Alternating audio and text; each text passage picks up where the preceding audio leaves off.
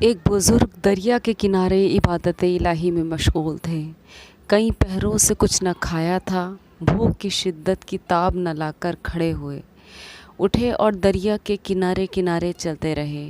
اچانک سامنے سے ایک سیب بہتا ہوا چلا آیا، دیکھا حضرت رحمۃ اللہ علیہ نے، اور بھوک کے عالم میں وہ کھا لیا۔ کھا لینے کے بعد دل میں یہ خیال آیا، پتہ نہیں کہ یہ سیب کس کا ہے اور مجھے تو مالک سے اجازت لینی چاہیے تھی۔ یہ سوچ کر وہ دریا کے کنارے کنارے آگے چلتے گئے۔ ابھی کچھ دور گئے ہی تھے کہ سیبوں کا ایک باغ نظر آیا۔ خیال ہوا کہ سیب یہاں سے گرا ہوگا، چنانچہ یہ جوان بزرگ باغ کے اندر چلے گئے اور مالک باغ سے معافی چاہی۔ چونکہ مالک باغ بھی بہت بڑے اللہ والے تھے، اس لیے سمجھ گئے کہ آمدہ جوان نیک آدمی ہے۔ مالک باغ نے کہا کہ اگر تم میری بیٹی سے شادی کرو گے تو اجازت دوں گا، ورنہ نہیں۔ میری بیٹی کے 3 اوصاف یہ ہیں کہ وہ سم بکم اور عمی، یعنی گونگی، بہری اور اندھی ہے۔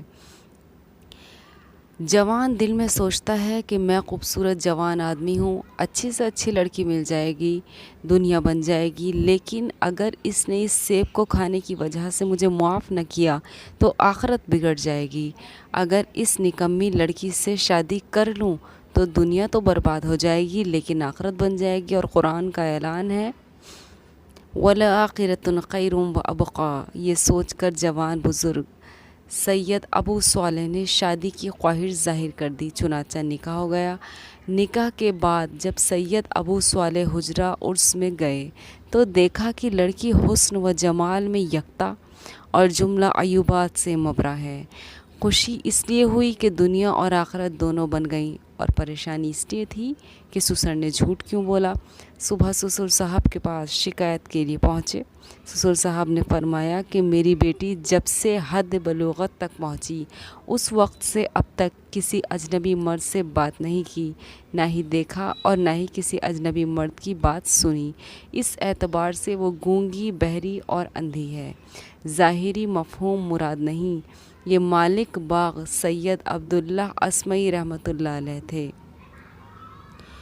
انہی 2 پاکیزہ ہستیوں کے یہاں محبوب ربانی اور قطب سبحانی جو بہت ہی بڑے عالم دین اور مجدد آگے چل کر ہوئے ہیں، انہی 2 کے یہاں یہ محبوب ربانی اور قطب سبحانی کی پیدائش ہوئی۔ اس کے علاوہ غوث السقین شیخ عبد القادر جیلانی رحمۃ اللہ علیہ کی ولادت بھی اسی جوڑے کے یہاں ہوئی۔ تو جب ہم آخرت بنانے کے لیے کوئی قدم اٹھاتے ہیں تو اس یقین کو اپنے دل میں بٹھا لیجئے کہ دنیا ہماری بننی ہی بننی ہے۔ خود آپ اپنی پریکٹیکل لائف میں چھوٹے چھوٹے عمل کر کے اس بات کا اپنی زندگی میں مشاہدہ کر سکتے ہیں کہ ہم نے دنیا کی قربانی دی تھی آخرت بنانے کے لیے، اور ایکچوئل میں ہوا یہ کہ آخرت تو بنی ہی بنی، دنیا کا بھی فائدہ آپ کو اس میں اس طرح حاصل ہوتا ہے کہ آپ کو اسلام کے میریکل کا ہونا، اس بات کا یقین آپ کے دل میں بیٹھ جائے گا انشاءاللہ تعالی۔